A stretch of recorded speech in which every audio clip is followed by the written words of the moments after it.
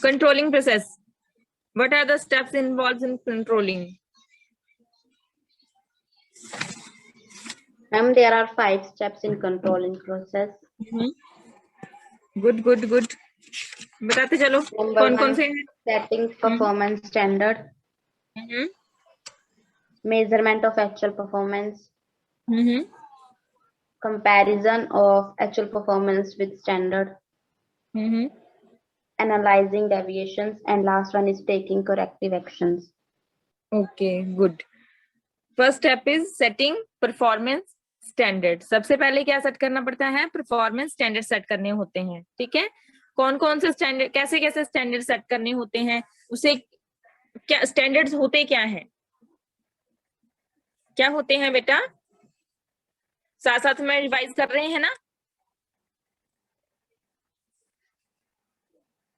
जल्दी बताइए।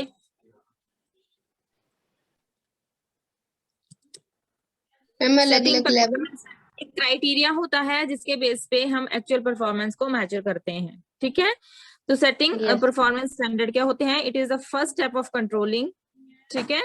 इसमें क्या करते हैं? Standard are those criterias on the basis of which the actual performance is measured, ठीक है। अब जो स्टैंडर्ड्स होते हैं वो कितने टाइप्स के बने,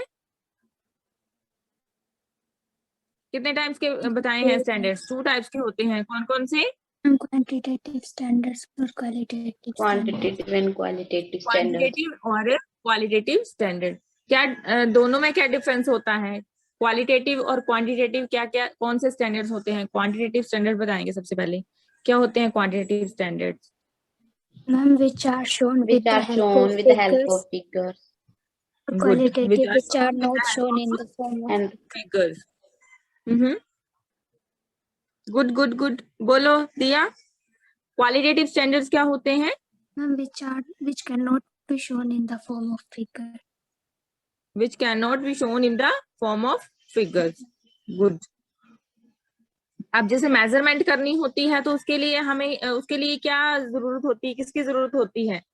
लेबर की टर्नओवर रेट उसका होना चाहिए, उसका पता होना चाहिए, उसकी जरूरत होती है जब इसका क्वालिटेटिव स्टैंडर्ड जो है वो एस्टिमेट करना हो, या जो क्वालिटेटिव स्टैंडर्ड जो है वो मेजरमेंट करना हो उनका, तो किस तरह से कर सकते हैं? द लेबर टर्नओवर रेट, दूसरा एब्सेंटिज्म रेट, डिस्प्यूट रेट, ठीक है, समझ गए। और वो तो दूसरा जो क्वांटिटेटिव स्टैंडर्ड है उसको तो हम फिगर में मेजर कर सकते हैं, जैसे पर डे जो है इतनी यूनिट्स प्रोड्यूस करनी है तो हम देख सकते हैं कि हो रही है नहीं हो रही है, ठीक है। तो वो क्वालिटेटिव और क्वांटिटेटिव स्टैंडर्ड होते हैं। सेकंड क्या है बेटा? जल्दी जल्दी बताते चलना है। Measurement of actual performance. Measurement of actual performance किसके साथ मेजरमेंट की जाती है एक्चुअल परफॉर्मेंस की? with predetermined standard. Predetermined standards, ठीक है। तो सेकंड स्टेप में क्या किया जाता है? Measurement of actual performance. The second step in the process of controlling the measurement of actual performance, ठीक है। इसमें एक्चुअल परफॉर्मेंस की मेजरमेंट की जाती है, किसके बेस पे की जाती है? प्रीडिटरमाइंड स्टैंडर्ड के बेस पे। क्लियर? Yes ma'am. जो मेजरमेंट होती है एक्चुअल परफॉर्मेंस की वो मैनेजर को बताती है, जैसे the measurement of actual performance tells the manager whether the work has been done according to the plan or not।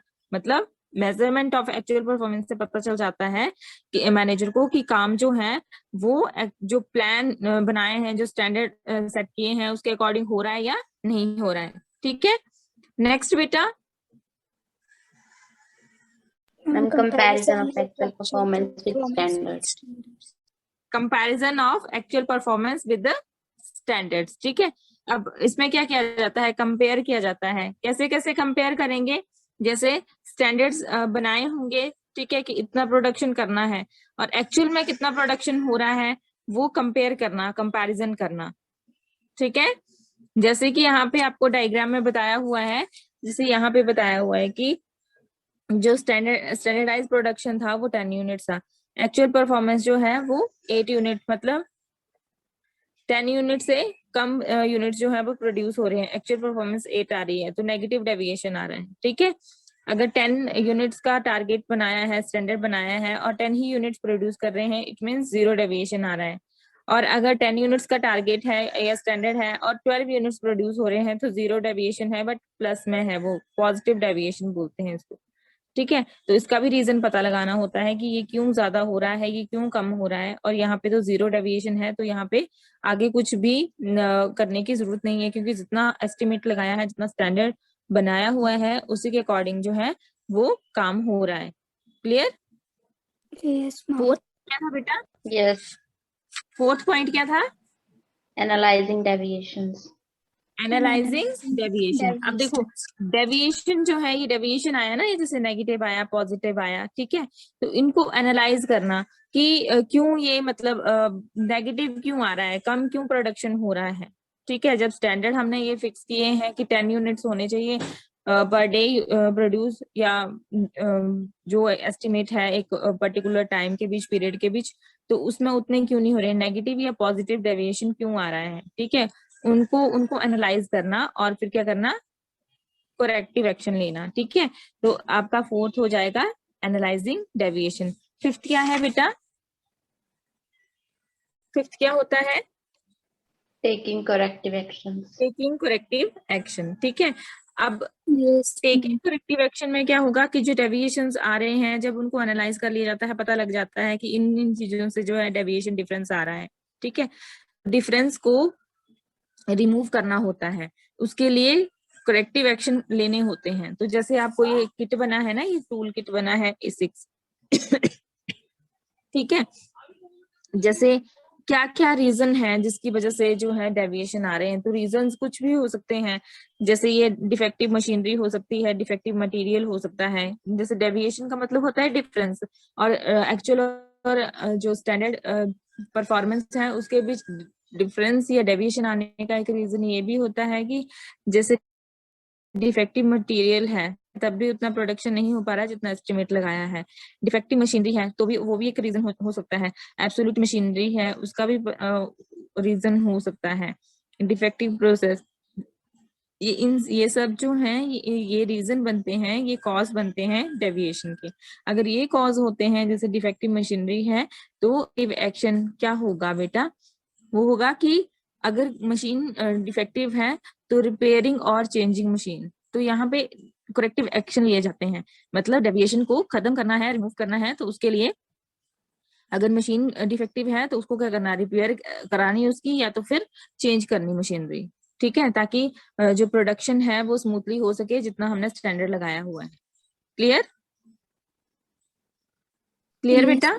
Yes, ma'am. yes, जैसे yes.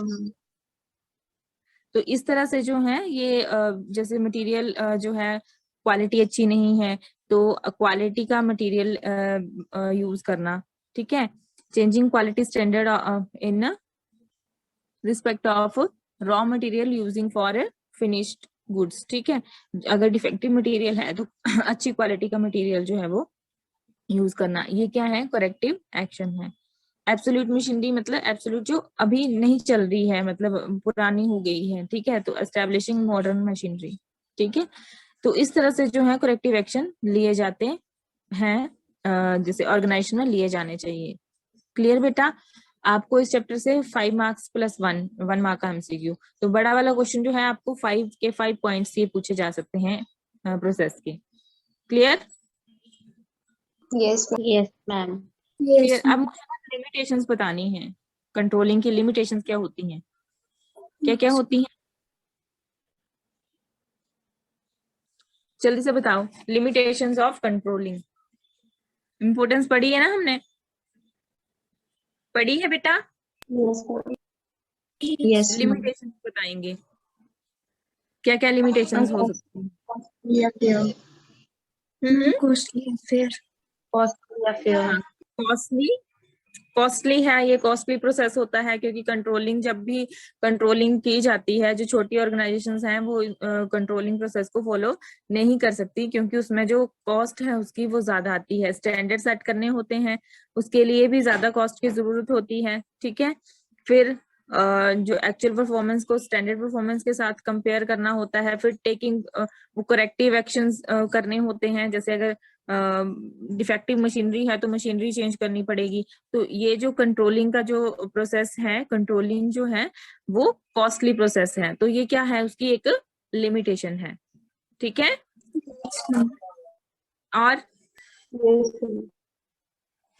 और क्या क्या होगा बेटा, इसके लिमिटेशंस क्या क्या बनेंगे? और No control over external factors. No control over external factors, very good. अब एक्सटर्नल फैक्टर्स क्या होते हैं? क्या होते हैं बेटा एक्सटर्नल फैक्टर्स? जो कि ऑर्गेनाइजेशन के बाहर के फैक्टर्स होते हैं, ठीक है, जो कि ऑर्गेनाइजेशन पे कंट्रोल नहीं कर सकती है। तो ऐसे कौन से फैक्टर्स होंगे? दो तरह से होते हैं ना, इंटरनल एंड एक्सटर्नल फैक्टर्स। ठीक है, इंटरनल फैक्टर्स पे तो कंट्रोल कर सकती है ऑर्गेनाइजेशन, एक फर्म, ठीक है, बट जो एक्सटर्नल फैक्टर्स होते हैं उन पे कंट्रोल नहीं कर सकते। जो मैनेजर्स वगैरह हैं वो नहीं उस पे, या कंपनी जो ऑर्गेनाइजेशन है वो ही कंट्रोल नहीं कर सकती। तो एक्सटर्नल फैक्टर्स कौन कौन से होते हैं? इंटरनल कौन से होते हैं, पहले मेरे को ये बताओ, इंटरनल फैक्टर कौन से होते हैं? Material, machines. मैन, ठीक है, मैन पावर, मटेरियल, मशीन्स, ये क्या होते हैं? ये इंटरनल फैक्टर्स होते हैं। इनमें थोड़ा बहुत चेंज किया भी जा सकता है ऑर्गेनाइजेशन, ठीक है, कर सकती है, बट जो एक्सटर्नल फैक्टर्स हैं, एक्सटर्नल फैक्टर्स क्या होंगे बेटा? क्या होते हैं, जल्दी बताओ। हाँ, जैसे गवर्नमेंट पॉलिसीज होती हैं, टेक्निकल चेंजेस होते हैं, कॉम्पिटिशन्स हैं, ये क्या है? एक्सटर्नल फैक्टर्स हैं। इन पे कोई कंट्रोल कर सकती है कोई ऑर्गेनाइजेशन? नहीं ना कर सकती, ठीक है। तो जो ऑर्गेनाइजेशन, जो कंट्रोलिंग है, कंट्रोलिंग की जो दूसरी लिमिटेशन है वो है no control over external factors, ठीक है। तो जो एक्सटर्नल फैक्टर्स हैं उस पर कंट्रोल नहीं किया जा सकता, जैसे गवर्नमेंट पॉलिसीज हैं उनमें उनमें थोड़ी चेंजेस किए जा सकते हैं, ठीक है। तो ये जो है ये कंट्रोलिंग की सेकंड लिमिटेशंस हैं। और बेटा बताते चलो, बताते चलो, और सोचो,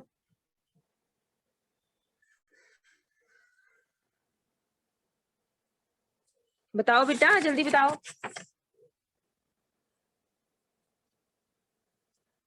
दिया, Yes, ma'am.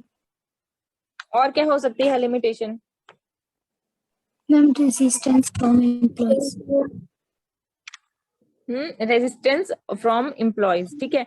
अब देखो, कंट्रोलिंग करना है, कंट्रोल मतलब कि जो एम्प्लॉयज हैं, ठीक है, उनको ऑब्जर्व करना है, उनको देखना है कि वो कितना टाइम वेस्ट कर रहे हैं, ये मतलब किस तरह से काम कर रहे हैं। तो सीसीटीवी या सीसीटीवी जैसे हॉल में लगा दिया, या जहाँ पे वो वर्किंग प्लेस है वहां पे लगा दिया, तो वहां पे क्या करेंगे एम्प्लॉयज? वो तो चाहते हैं कि वो ना लगे, मतलब, ठीक है, क्योंकि उसको वो अपोज करने की कोशिश करते हैं। तो एम्प्लॉयज जो हैं वो एक तरह से कोई भी चेंज किया जाए तो उसको वो अपनाना नहीं चाहते हैं, ठीक है। जैसे सीसीटीवी लगा दिए जाएं जहां पे वो काम कर रहे हैं, तो वो एकदम से उसको एक्सेप्ट नहीं करेंगे, ठीक है। तो वहां पे भी प्रॉब्लम होती है, ठीक है। नेक्स्ट है, और क्या लिमिटेशन हो सकती है बेटा? Ma'am, difficulty in setting qualitative. standards. Difficulty in setting qualitative standard. Quantitative standard तो फिक्स करना इजी है, ठीक है। क्वांटिटेटिव स्टैंडर्ड क्या होते हैं? जिनको फिगर में मेजरमेंट किया जाता है, ठीक है, जिनकी फिगर में फिगर्स जो होते हैं, जैसे डाटा, या फिर जैसे इतने यूनिट्स जो हैं इतने टाइम पे प्रोड्यूस होने चाहिए, वो तो इजीली सेट किए जाते हैं। बट क्वालिटेटिव स्टैंडर्ड जो है, ठीक है, क्वालिटेटिव स्टैंडर्ड्स को तो नहीं ना किया जाता, ठीक है। तो वो जो है उस तरह से कंट्रोल करना, जैसे क्वालिटेटिव स्टैंडर्ड फिक्स करना जो है वो डिफिकल्ट होते हैं। It is important to note that the setting of standard is possible if the nature of work is quantitative, ठीक है। क्वांटिटेटिव अगर वर्क है तो उसके जो स्टैंडर्ड फिक्स करना है वो इजी है, बट क्वालिटेटिव जो है वर्क, उसका जो स्टैंडर्ड सेट करना जो है वो मुश्किल है, ठीक है। तो कितनी कितनी फीचर्स हुई, सॉरी लिमिटेशंस हुई, 4 लिमिटेशंस। कौन कौन सी हैं, जल्दी बताओ जल्दी। Ma'am, costly affair, no control Costly. over external factor. Hmm, Ma'am, resistance from employees. Difficulty in setting quality standards. Okay. अब इस चैप्टर में हमने एक और चीज पढ़ी थी, बहुत इंपॉर्टेंट थी। क्या थी बेटा? Relationship between planning and controlling. Relationship और डिफरेंस। अगर डिफरेंस है, रिलेशनशिप है तो डिफरेंस भी है, ठीक है। तो प्लानिंग और कंट्रोलिंग देखो, इसलिए इनको कंपेयर किया जाता है क्योंकि प्लानिंग जो है वो फर्स्ट फंक्शन है और कंट्रोलिंग जो है वो मैनेजमेंट का लास्ट फंक्शन है, ठीक है। तो जो प्लानिंग है और कंट्रोलिंग है वो कैसे एक दूसरे से इंटरडिपेंडेंस है, दोनों कैसे है, मतलब इंटरडिपेंडेंस है आपस में, वो आपने बताना है और डिफरेंस भी बताने हैं। किया हुआ है ना, लर्न किया है ना बेटा? Yes, ma'am. टू डिफरेंसेस हैं, और टू डिफरेंस हैं और टू जो है रिलेशनशिप है। फर्स्ट आप बताएंगे, Akshita.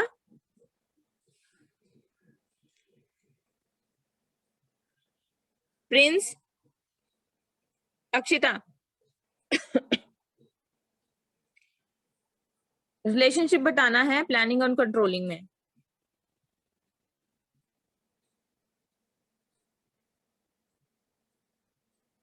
Akshita, Prince, Sejal. Planning is meaningless without controlling. Planning is meaningless without controlling. अगर आप प्लान किए जा रहे हैं, ठीक है, प्लानिंग के अकॉर्डिंग काम किए जा रहे हैं, बट कंट्रोलिंग नहीं हो रही है, तो इसका मतलब जो है, जो प्लान्स बनाए गए हैं, जिनके अकॉर्डिंग काम हो रहा है, वो अच्छे से नहीं हो पाएगा। वर्क परफॉर्मेंस जो है अगर कंट्रोलिंग नहीं की जाती है तो वर्क परफॉर्मेंस जो है वो सही नहीं होगी, ठीक है। तो कैसे इसको एक्सप्लेन करेंगे बेटा? Planning is meaningless without controlling, क्या लिखेंगे इसमें? Sejal,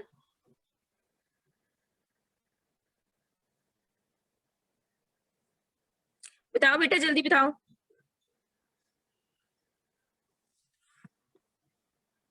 planning is meaningless without controlling. कैसे है ये इंटरडिपेंडेंस, कैसे है प्लानिंग और कंट्रोलिंग के बीच, कैसे रिलेशन है?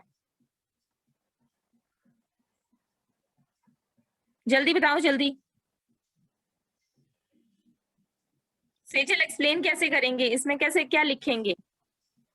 Planning is meaningless without controlling. Blind without controlling. कैसे है ये, मतलब प्लानिंग मीनिंगलेस क्यों है कंट्रोलिंग के बिना?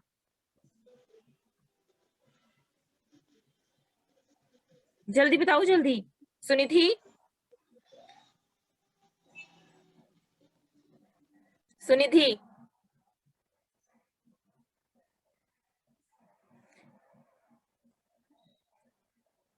am I audible to you? Yes, ma'am. बोलो, मैंने क्या पूछा है? Ma'am, planning is meaningless without controlling, as it is not present. It is useless to have. क्या? अच्छे से एक्सप्लेन कैसे करना है आपने, क्या लिखेंगे आप?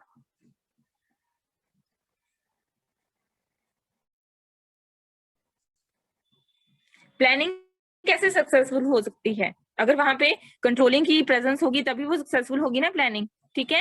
It means that if the control is not present in, it is useless to have planning. अगर कंट्रोलिंग नहीं है ना, ऑर्गेनाइजेशन में प्लानिंग करे जा रहे हैं, ठीक है, और कंट्रोलिंग नहीं है, मतलब स्टैंडर्ड बनाए जा रहे हैं बट एक्चुअल परफॉर्मेंस के बारे में कुछ पता नहीं है, चाहे मैच करे चाहे ना मैच करे, उसके लिए कोई कुछ नहीं, मतलब सोचा हुआ है, कंट्रोलिंग के बारे में कुछ नहीं सोचा हुआ है, तो उस काम को करने का क्या फायदा होगा फिर, ठीक है।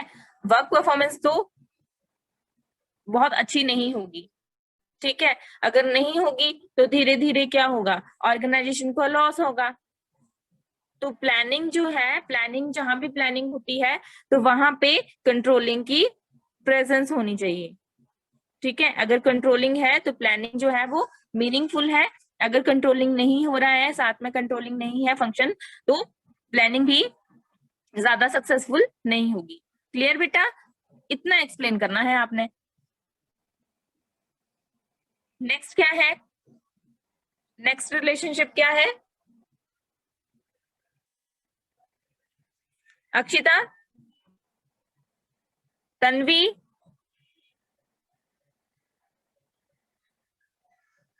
तुम लोगों को ना रिमूव कर देना मैंने क्लास से, आते हैं बस चुपचाप बैठे रहते हैं।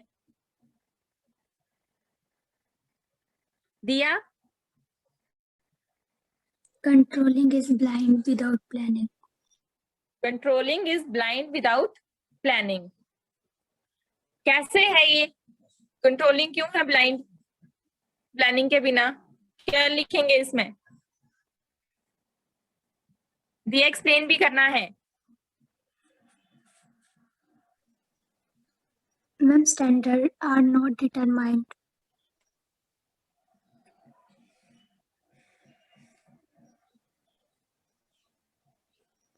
मैम इसका कोई बेस नहीं होगा मतलब।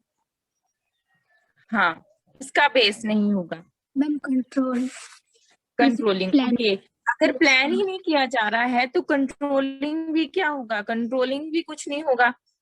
ठीक है, मतलब अगर प्लानिंग होगी तो कंट्रोलिंग होगी, अगर अदरवाइज नहीं होगी। ठीक है, अगर कंट्रोलिंग तभी होगी जब प्लान किया गया है। ठीक है, जब स्टैंडर्ड बनाए गए हैं तब तो कंट्रोल किया जाएगा, कंट्रोलिंग की जाएगी। अगर स्टैंडर्ड ही फिक्स नहीं किए गए हैं, प्लानिंग ही नहीं की गई है, तो कैसे कंट्रोलिंग करेंगे, क्या स्टैंडर्ड जो है और क्या एक्चुअल परफॉर्मेंस जो है वो आपस में मैच होगी।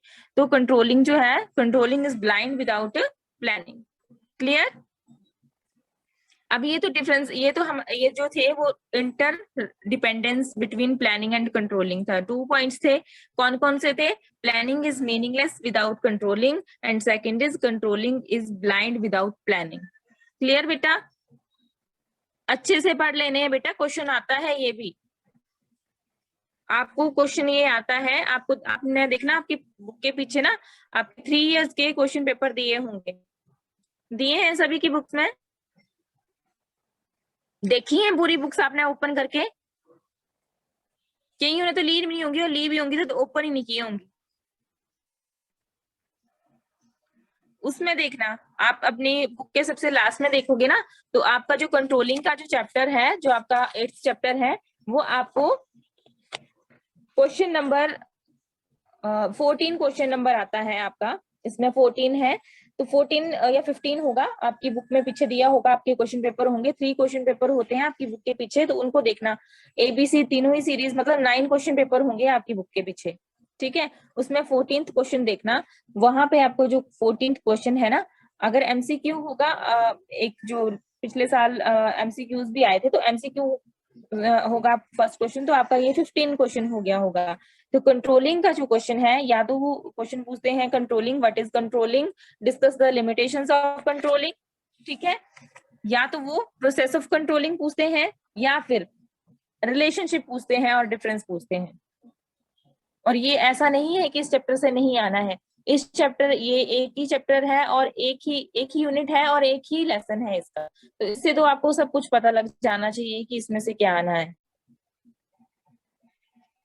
नेक्स्ट क्वेश्चन जो है आपका कंट्रोलिंग से ही है, कंट्रोलिंग का ये है कि explain the features of good controlling system. तो फीचर्स भी मैंने आपको करवाए हुए हैं, और फीचर्स के साथ और ये और चॉइस में क्वेश्चन आता है, तो दूसरा और करके क्वेश्चन पूछा हुआ है, explain the relationship between planning and controlling. क्या लिखेंगे अगर पढ़े नहीं होंगे तुम तो, इतना इजी क्वेश्चन पूछा जाता है। आपको जो क्वेश्चन पूछा हुआ है, explain the relationship between planning and controlling, और 6 मार्क्स का है ये, पिछले 2-3 साल पहले का पेपर है, तो इसमें आपको MCQs नहीं है, बट अभी MCQ आएगा इसमें, इस चैप्टर में से, तो आपको 5 मार्क्स का होगा ये। ठीक है, तो आपको इसमें अगर रिलेशनशिप पूछा है तो रिलेशनशिप ही बताने हैं आपने। अगर रिलेशनशिप ये तो हो गया रिलेशनशिप, बट साथ में आप ये भी बोल सकते हैं तो हमने पॉइंट पढ़ लिए। थर्ड क्या बन जाएगा?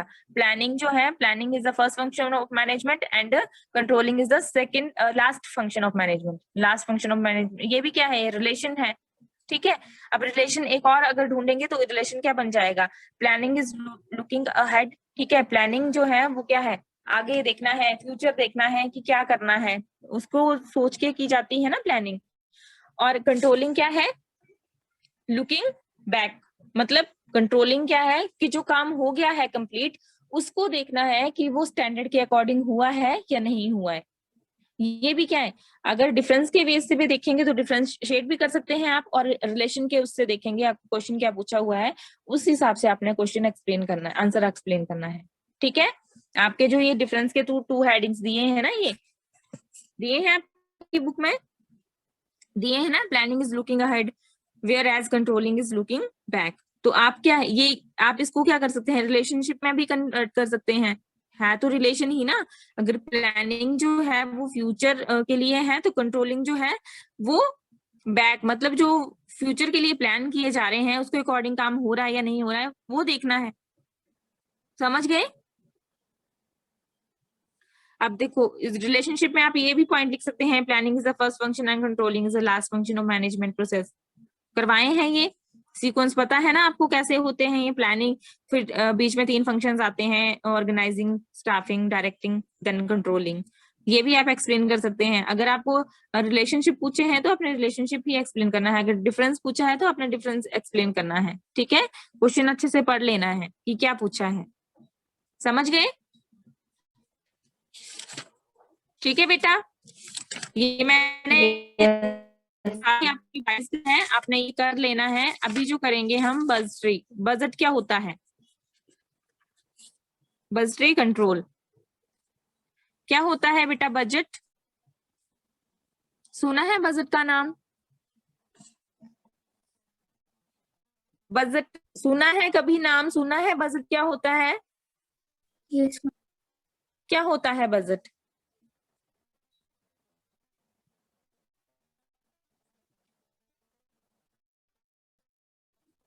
तभी क्या करो, मैंने वही रखने हैं क्लास में जो रिस्पॉन्स करते होंगे, जो से बैठे रहे हैं, क्लास ऑन की और मजे से बैठे रहे। Control which uses budget as a means for controlling।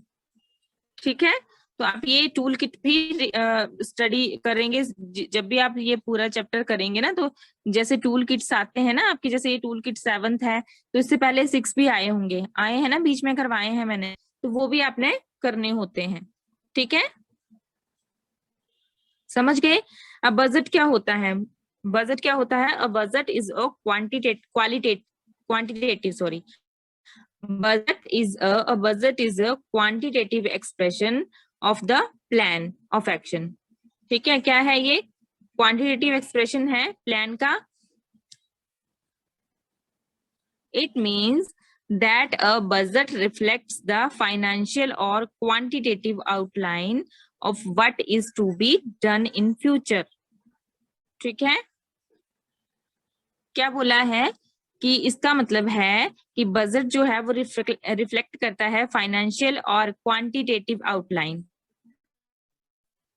ठीक है, कि फ्यूचर में जो काम करना है ना, उसके लिए उसके फाइनेंशियल और क्वांटिटेटिव आउटलाइंस को रिफ्लेक्ट करता है बजट।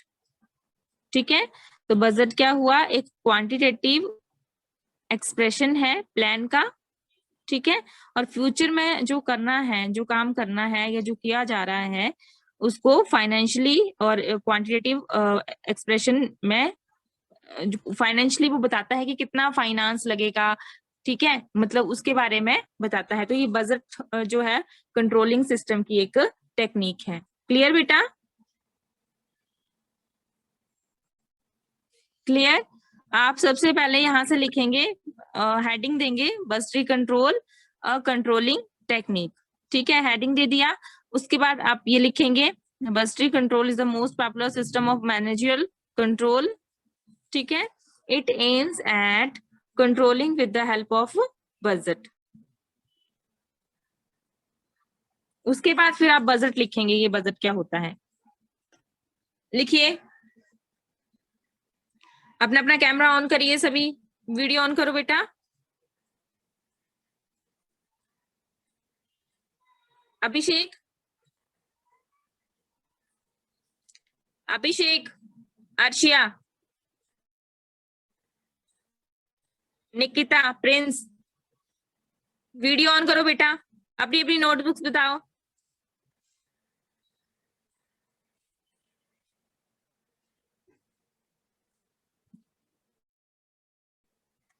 नोटबुक्स बताएंगे। अर्शिया, बुक नहीं बतानी है, नोटबुक बतानी है।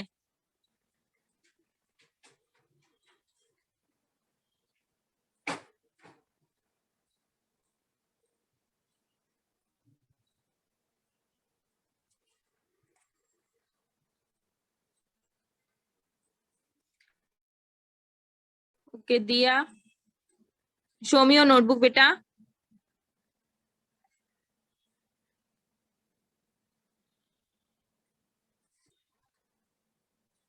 प्रिंस,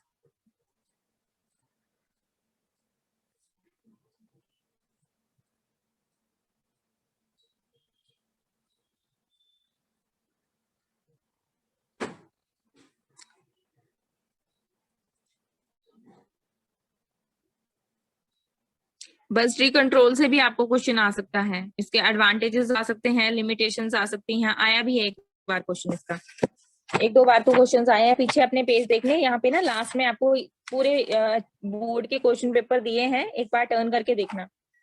क्वेश्चन नंबर 14 जो है उसमें चॉइस में क्वेश्चन आता है, तो इसमें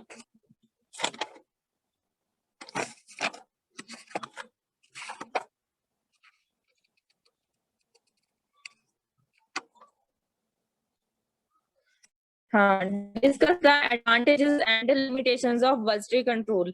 ये आपको 6 मार्क्स का क्वेश्चन पूछा गया है 2018 में।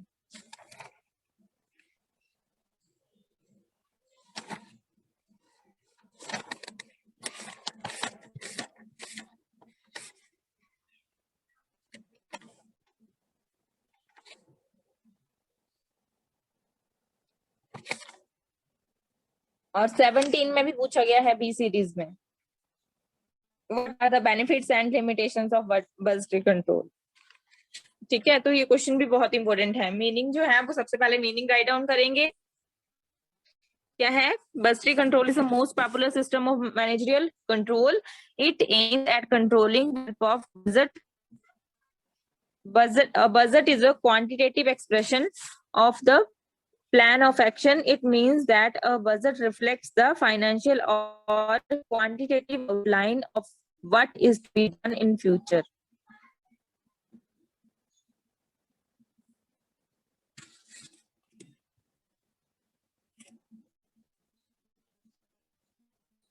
सेजल कहाँ है नोटबुक बेटा?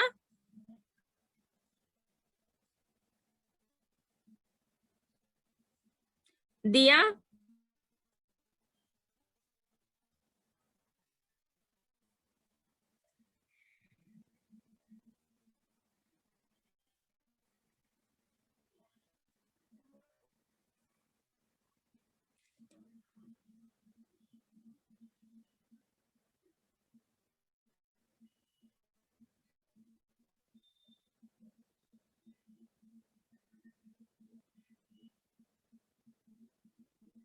अक्षिता, आपसे मैं क्वेश्चन पूछ रही थी, आप क्यों नहीं आंसर कर रहे थे? अक्षिता,